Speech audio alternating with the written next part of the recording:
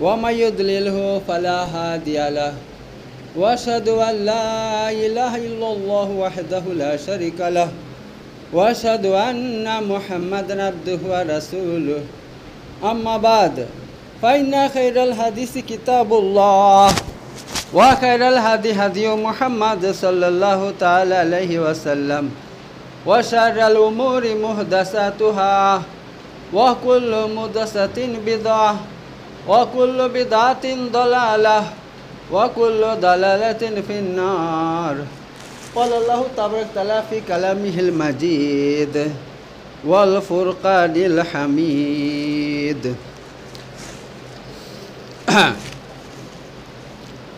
يا أيها الذين آمنوا توبوا إلى الله توبة نصوحا عسى ربكم أن يكفر عنكم سيئاتكم ويدخلكم جنات تجري من تحتها الأنهار يوم لا يخزي الله النبي والذين آمنوا معه نورهم يسعى بين أيديهم وبأيمانهم يقول ربنا أتمم لنا نورنا واغفر لنا إنك على كل شيء قدير صدق الله العلي العظيم তো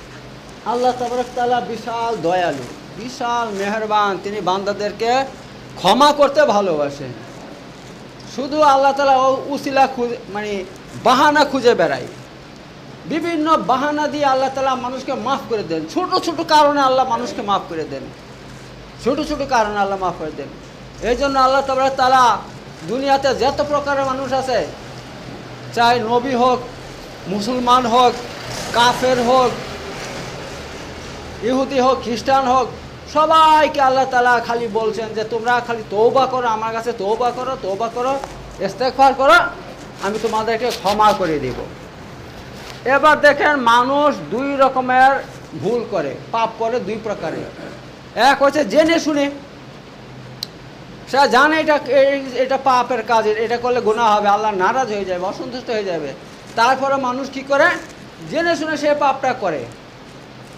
আর দ্বিতীয় পাপ হচ্ছে মানুষ ভুলে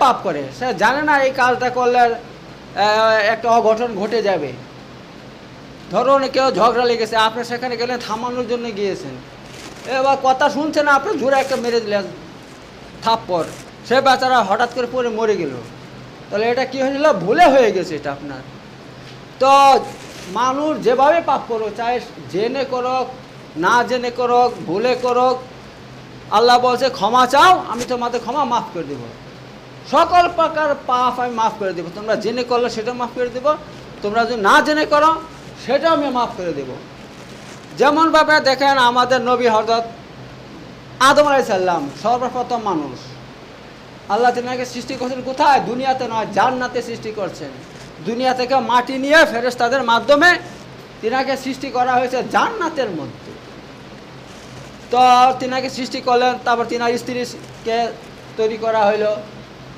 হযরত মা হাওয়াকে এবার দেখেন তাদেরকে সবই বলা হয়েছে কি বলা হয়েছে তোমরা জান্নাতে খাও দাও ঘুমাও আয়েশ আরাম করো যেখানে ইচ্ছা সেখানে ঘুরে বেড়াও কিন্তু ওই গাছের নিকট যাবা না ওই গাছের ফলটা খাবা না কিন্তু কি করলো শয়তানের প্ররোচনায় পড়ে সেই ফলটা যখন খেয়ে ফেললো আর সেই গাছের নিকট যখন তারা গেল ফলটা খেলো ফলে কী হলো তাদের যে জান্নাতি পোশাক ছিল সেটা অটোমেটিক খুলে নিচে পড়ে যায় এবং তারা লজ্জাস্থান ঢাকার জন্য কি করলো ওই জান্নাতের মধ্যে বড় বড় গাছের পাতা পেরে সে লজ্জাস্থান ঢাকে ঠিক আছে তো তারা বুঝতে পারলো নিজের ভুলটা বুঝতে পেরেছে যে আমাদের এই কারণ এরকম কেন হলো একমাত্র আমরা আল্লাহর হুকুমের অমান্য করেছি আল্লাহ বলছে ওই গাছের নিকট যাবে না তার ফল খাবা না তো আমরা সেখানে গিয়েছি তার ফল খেয়েছি যার ফলে পরিণতি আমাদের এই হয়েছে এই পরিণতি যে আমাদের জান্নাতের পোশাক খুলে গেছে তার মানে আল্লাহ আমাদের উপর বিশাল রেগে গেছে আল্লাহ আমরা নাফরমানি করেছি তারা যখন এই ভুলটা বুঝতে পারে তখন তারা কি করে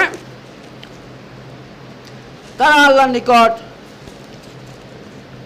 এই বলে तौबा इस्तिगफार करे कि बोले देखें रब्बाना ज़लमना अनफुसना व इल्लम तगफिर लना ওয়া তারহামনা লানাকুনান্না মিনাল খাসিরিন। সূরা আরাফ আয়াত হইছে আপনার 23 নম্বর আয়াত।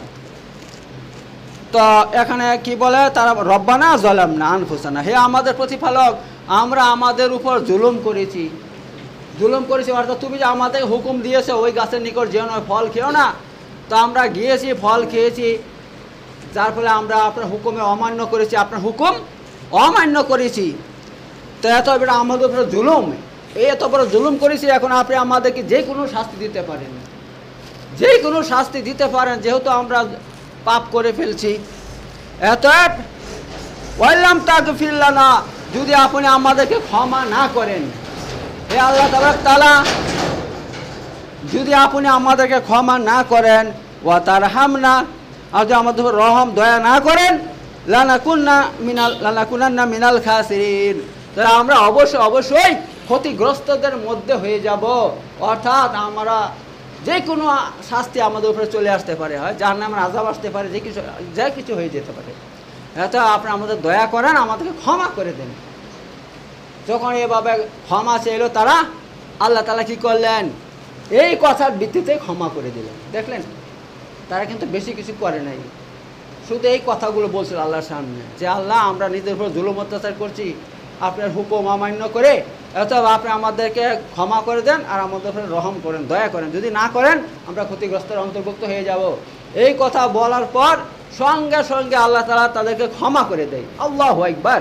তা আল্লাহ কত বড় দয়ালু দেখছেন, তিনি প্রতিশোধ নেন না।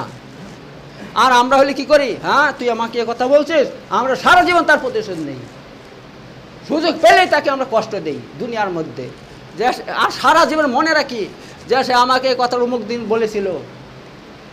আমরা মাফ করতে পারি না মানুষকে, আর আল্লাহ দেখছেন কেমন করে মাফ করে দিলেন।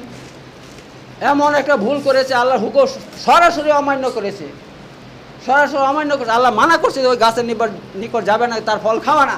তারপরে তারা নবী হয়ে একটা সেখানে গিয়েছে, তার ফলটা খেয়েছে। এত বড় মানে সরাসরি মানে পাপ করার পরও আল্লাহ তাদেরকে মাফ করে দিয়েছেন। তা আল্লাহ কত বড় দয়ালু দেখছেন, দেখেন। তো আমাদের মধ্যে আল্লাহর এই গুণটা আনতে হবে ভাই। আল্লাহ বলছে যে ব্যক্তি আমার গুণ তোমার নিজেদের মধ্যে তৈরি করবে, আমি তাদেরকে ক্ষমা করে দেব। কোরআনের মধ্যে সূরা নূরের মধ্যে আল্লাহ বলছেন এই কথা, যে তোমরা কি চাও যে আমি তোমাদেরকে ক্ষমা করে দেই? যদি তোমরা চাও তাহলে তোমরা মানুষকে ক্ষমা করে দিও, তাহলে আমি তোমাদেরকে ক্ষমা করে দিব, আল্লাহ বলছেন। তো এই ব্যাপার। তো আল্লাহ তাআলা হযরত আদম আলাইহিস সালামকে এভাবে ক্ষমা করে দেন। এবার দ্বিতীয় ভুল দেখেন, দ্বিতীয় ভুল কে করেছিল? হযরত নূহ আলাইহিস সালাম করেছিলেন। নূহ আলাইহিস সালাম কি করেছিলেন, এনার ঘটনাটা আমি বলি তাহলে। আল্লাহ তাআলা নূহ আলাইহিস সালামকে দুনিয়াতে পাঠান এক জাতির নিকট। 950 বছর পর্যন্ত তিনি আল্লাহর দ্বীনের দাওয়াত দেয়।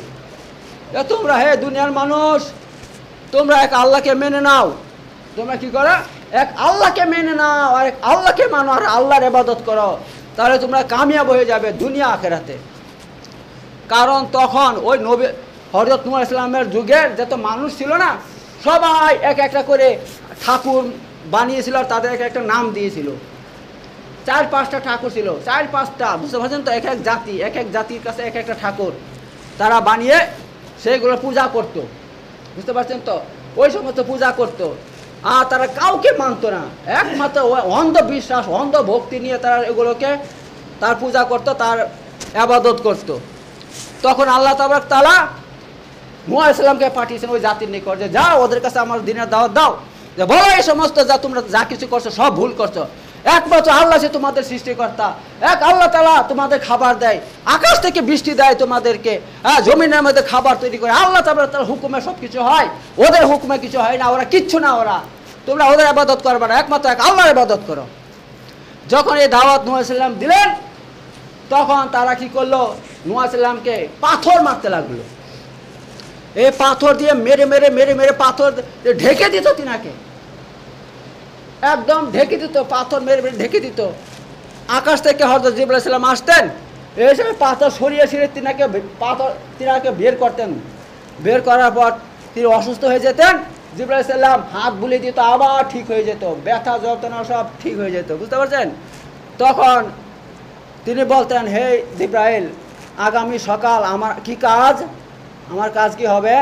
বলছে একই কাজ, ওই একই কাজ, এই সমস্ত পথভ্রষ্ট লোকদের সামনে যাও, এক আল্লাহর দিনের দাওয়াত দাও, এক আল্লাহ তাদের রব, আল্লাহ ছাড়া কোনো রব নাই, আল্লাহ ছাড়া কোনো তাদের উপাস্য নাই, ওরা যা উপাস্য করছে সব ভুল, ওগুলো সব ভুল, এগুলো এই বুঝাও। এইভাবে দাওয়াত দিতে দিতে দিতে 950 বছরে মাত্র 40টা লোক ইমানদার হয়েছিল। বুঝতে পারছেন, 950 বছরে 40টা লোক তিনার উপর ইমান আনছে। তারপর আর কেউ আনছেন, আর কারা আনছেন জানেন তো?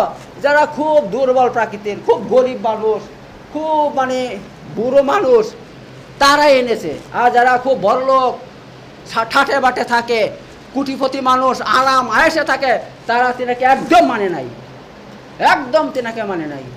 শেষকালে হযরত নূহ আলাইহিস সালাম কি করলেন? দোয়া করলেন। কোরআনের মধ্যে আল্লাহ তাআলা সে দোয়া বলে দিয়েছে। তিনি কি বললেন দেখেন, হযরত নূহ আলাইহিস সালাম বললেন, ক্বালা নূহ রাব্বি লা তাযার আলাল আরদি মিনাল কাফিরিনা দাইয়ারা। হে আমার রব আল্লাহ তাবারক তাআলা, আপনি এই পৃথিবীর বুকে, এই জমিনের মধ্যে একটা কাফেরকে বাকি রাখবেন না, সবকে ধ্বংস করে দেন, সবকে ধ্বংস করে দেন। কেন? ইন্নাকা ইন তাযারহুম ইউদিল্লু ইবাদাকা, যদি আপনি তাদেরকে ছেড়ে দেন তাহলে তারা আপনার যত বান্দা আছে সবাইকে এভাবে গুমরাহ করে পথভ্রষ্ট করবে, সবাইকে এভাবে এক আল্লাহ ছাড়া এরকম গায়রুল্লাহকে মানতে বাধ্য করবে, গায়রুল্লাহকে মানতে বাধ্য করবে। তা এতএব আপনি একটা কাফেরকে দুনিয়াতে রাখবেন না, সবাইকে ধ্বংস করে দেন, সবাইকে ধ্বংস করে দেন, একটা কাফের যেন পৃথিবীতে না থাকে। আচ্ছা, আর কি বলছে, ওয়ালা ইয়ালিদু ইল্লা ফাজিরান কাফারা, আর তাদের পেট থেকে যত জন্মগ্রহণ করবে সব কাফের, মুশরিক, ফাসিক জন্মগ্রহণ করবে, একটা ইমানদার জন্মগ্রহণ করবে না। এটা এদেরকে দুনিয়াতে থাকতে দিলে হবে না, এদেরকে দুনিয়াতে রাখবেন না। আল্লাহ তাআলাকে এই দোয়া করলেন। আর কি বলেন, রব্বিক ফিরলি ওয়ালি ওয়ালিদাইয়া ওয়ালিমান দাখালা বাইতিয়া মুমিনান, এবং হে আল্লাহ তাআলা আপনি আমাকে ক্ষমা করে দেন, ওয়ালি ওয়ালিদাইয়া, এবং তাদেরকেও ক্ষমা করে দেন যারা মুসলমান হয়ে মুমিন হয়ে আমার ঘরে প্রবেশ করেছে। ওয়ালা তাজিদি যালিমি ইল্লা তাবারা, আর যারা জালেম তারা কি করবে, দুনিয়ার মধ্যে খালি জুলুম অত্যাচার বৃদ্ধি করবে, তাদের দ্বারা কোনো কল্যাণ হবে না। যখন এই দোয়া করলো হযরত নূহ আলাইহিস সালাম, তখন আল্লাহ তাবারক তাআলা হুকুম দিলেন, এই নূহ আলাইহিস সালাম তুমি একটা কাজ করো, একটা নৌকা তৈরি করো। কি করো? একটা নৌকা তৈরি করো। এবার তিনি নৌকা তৈরি কোথায় করছেন জানেন? একদম পাহাড়ের উপরে, পাহাড়ের উপরে নৌকা তৈরি করছেন। আর মানুষ সবাই আসে, সবাই হাসে, আর বেশি মজা করায়, বলে রে বলছিলাম না নূহ একটা পাগল, নাকি পাগল বলতো, যে পাগল, এটা পাগল, বলছে আল্লাহর ইবাদত করে। আল্লাহ আবার কি রে? হ্যাঁ, আল্লাহ তো আমরা জীবনে বাপ দাদার 14 পুরুষ আল্লাহর নাম শুনে না, আল্লাহর ইবাদত করতে বলছিস, আমরা যাকে ইবাদত করছি তাকে মানা করছিস, তুই একটা পাগল। আর যখন তিনি পাহাড়ের উপরে নৌকা তৈরি করলো, তখন একদম বলে, ও সে সত্যিকারই পাগল রে ভাই, সত্যিকার পাগল। আরে সেখানে পানি জীবনে আসবে না, সেখানে পানি জীবনে পৌঁছাবে, সেখানে সে নৌকা তৈরি করছে। নৌকা তো কোথায় তৈরি করতে হয়? হয় আপনার বড় পুকুরের ধারে বা নদীর ধারে, আর সে পাহাড়ের উপরে তৈরি করছে। যাই হোক, মানুষ কী করছে, গিয়ে সেটা হেগে মুতে ভর্তি করে দিয়েছে। যখন আপনার নৌকা তৈরি হয়ে গেল, সে বিশাল বড় ঘটনা আছে, আমি ওইদিকে যাচ্ছি না, অনেক বড় ঘটনা আছে। শেষ কথা হলে এই, এবার আল্লাহ তাআলার হুকুমে কি হলো, আপনার পানি বাড়তে লাগলো। উপর থেকে এমনভাবে বৃষ্টি শুরু হয়েছে, এমনভাবে বৃষ্টি শুরু হয়েছে, উপর থেকে পানি, আবার নিচ থেকে পানি, এভাবে বাড়তে বাড়তে বাড়তে বাড়তে মানুষ রান্না করছে তো চুলো দিয়ে পানি উঠছে, চুলো দিয়ে পানি উঠছে, এ অবস্থা হয়ে গেছে। শেষকালে পানি বাড়তে বাড়তে বাড়তে বাড়তে ভাবে কি হইলো, আপনার সব ডুবে যাচ্ছে, সব ডুবে যাচ্ছে। হযরত নূহ আলাইহিস সালাম কি করলেন, ওই 40টা মানুষকে নিয়ে ওই নৌকাতে উঠে বসলেন। আর নূহ আলাইহিস সালামের ছেলে ছিল কেনান, সে কিন্তু আর উঠছে না। নূহ আলাইহিস সালাম বলছে, হে কেনান, আজকে আল্লাহর আযাব থেকে বাঁচতে পারবি না, আল্লাহর আযাব থেকে আজকে কেউ বাঁচতে পারবো না, এত যদি বাঁচতে চাস চলে আমার নৌকাতে এসে উঠ। সে বলছে, না আমি তোমার নৌকাতে উঠবো না, আমি উমুক পাহাড়ে উঠে যাব। তখন তিনি বলছে, দেখ আজকে কেউ তোকে বাঁচাইতে পারবে না, চলে আয় বেটা, চলে আয়, চলে আয়। কারণ নিজের ছেলে সবার কাছে আপন ভাই, নিজের ছেলে প্রতি সবার টান থাকে একটা, তো তিনি সেটা একটা টান ছিল, তিনি চাচ্ছে যে আমার ছেলে চলে আসো, আমার নৌকায় উঠে যাক আর বেঁচে যাক, তা নাহলে সে বাঁচার কোনো রাস্তা নাই। দিয়ে কি হলো, এমন একটা ঢেউ চলে এলো, ঢেউ কি করছে, সে ছেলেকে ভাসিয়ে নিয়ে চলে যাচ্ছে। তখন নূহ আলাইহিস সালাম চিৎকার করে আল্লাহর কাছে বলছে, হে আল্লাহ তাবারক তাআলা, এই কেনান আমার সন্তান, সে আমার পরিবারের অন্তর্ভুক্ত, সে আমার পরিবারের লোক। এত হে আল্লাহ তাবারক তাআলা, আপনি মহান হাকিম, আপনার ফায়সালা সব কিছু সবচেয়ে বড়, কিন্তু আল্লাহ আমার এই কেনানকে আমাকে ফিরিয়ে দেন, ফিরিয়ে দেন। আল্লাহ তাবারক তাআলা যখন এই কথা বলছে, আল্লাহ বিশাল রেগে গেছে, আল্লাহ বিশাল রেগে গেছে।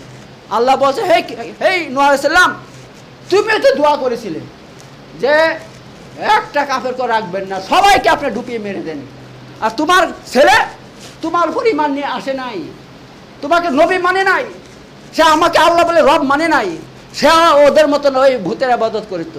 তোমার ছেলে কিন্তু সে ভূতের ইবাদত করতো, তোমার উপর ঈমান আনে নাই, আমার উপর ঈমান আনে নাই। এত তোমার সাহস হইল কি করে যে তুমি একটা কাফেরের জন্য আমার কাছে দোয়া করছো? আল্লাহ এমনভাবে বলছেন। যখন এ কথা বলল, তখন হযরত নূহ আলাইহিস সালাম ভয়ে থরথর করে কাঁপতে লেগেছে, ভয়ে থরথর করে কাঁপতে লেগেছে।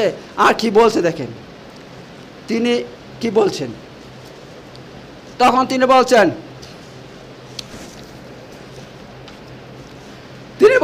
রব্বি ইন্নী আউযু বিকা আন আসআলাকা মা লাইসা লি বিহি ইলম ওয়া ইল্লা তাগফিরলি ওয়া তারহামনি আকুম মিনাল খাসিরিন।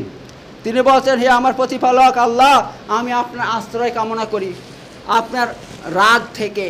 আপনি যে আমার উপর রেগে গেছেন, তার ফলে আমি আপনার কাছে আশ্রয় প্রার্থনা করি, আর আপনার কাছে ক্ষমা প্রার্থনা করি ওই ব্যাপারে যেই ব্যাপারে আমার কোনো জ্ঞান নাই, যে ব্যাপারে আমার জ্ঞান ছিল না, আমি আপনার কাছে চেয়ে বসেছি।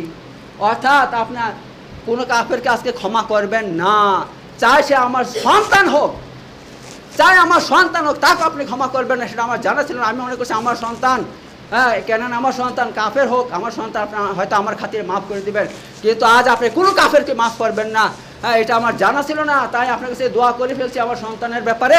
এত আপনি আমাকে যদি আজকে ক্ষমা না করেন, আকুম মিনাল খাসিরিন, আমি ক্ষতিগ্রস্তদের অন্তর্ভুক্ত হয়ে যাব।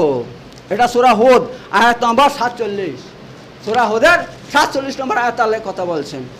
তো এই যে কথা যখন বললেন, তখন আল্লাহ তাআলা কি করলেন, হযরত নূহ আলাইহিস সালামকে ক্ষমা করে দিলেন।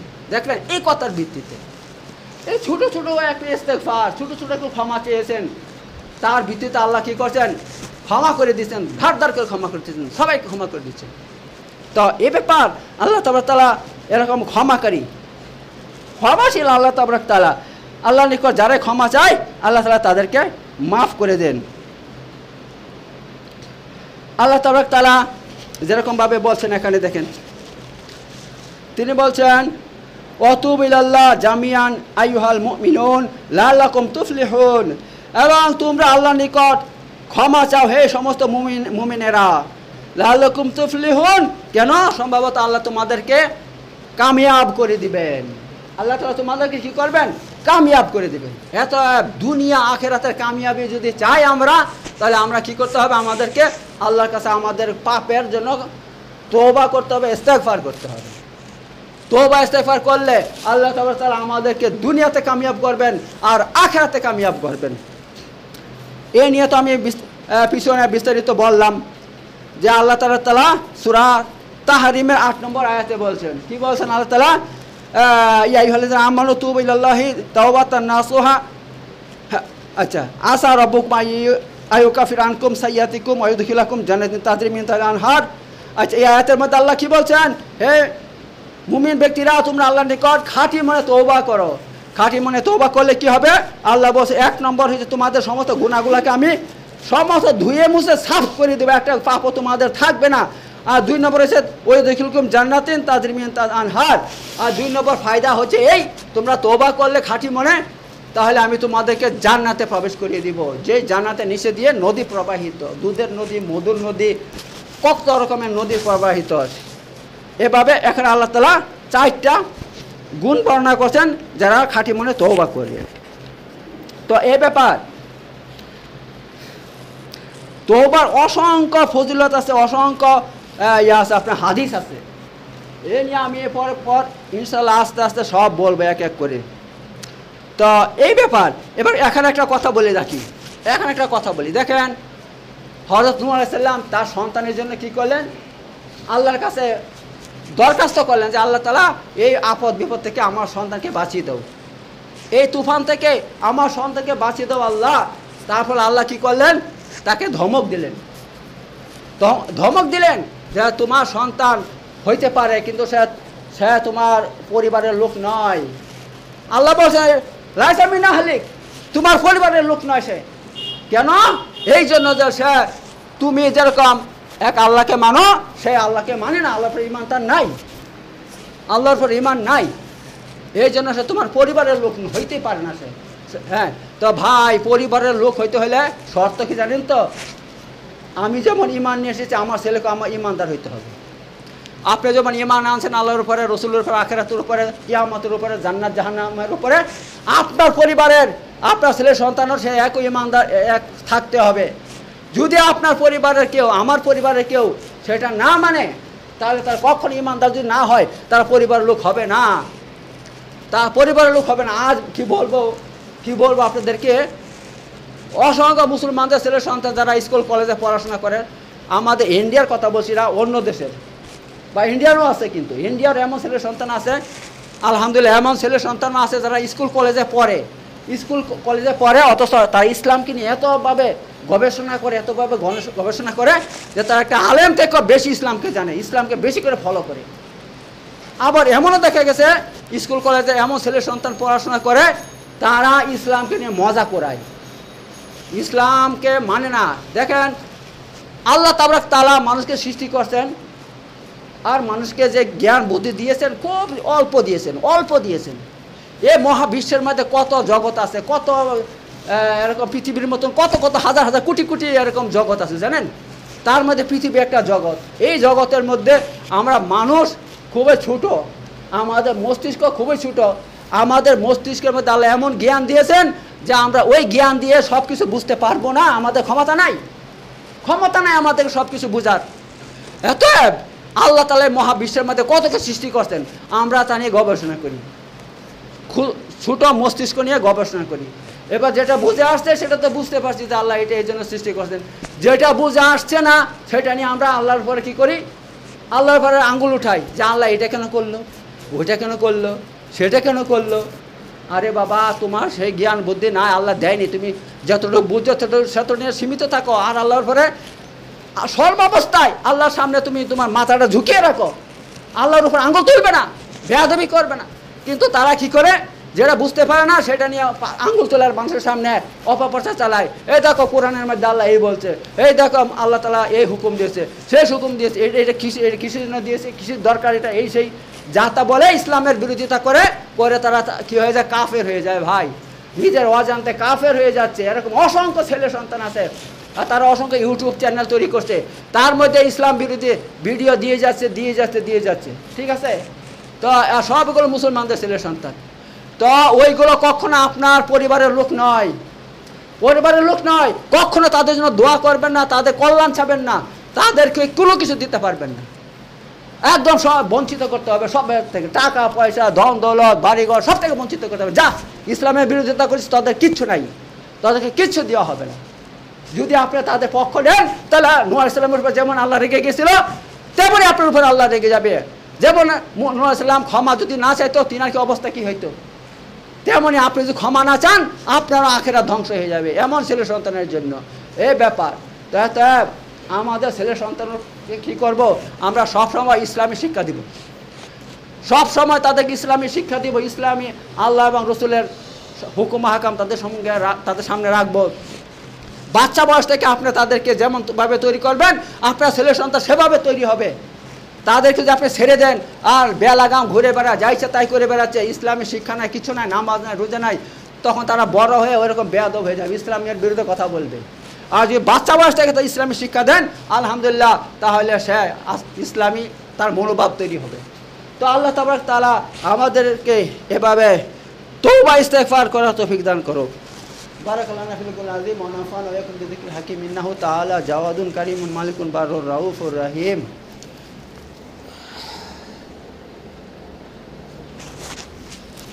ওয়া আখির দাওয়ানা আলহামদুলিল্লাহি রাব্বিল আলামিন।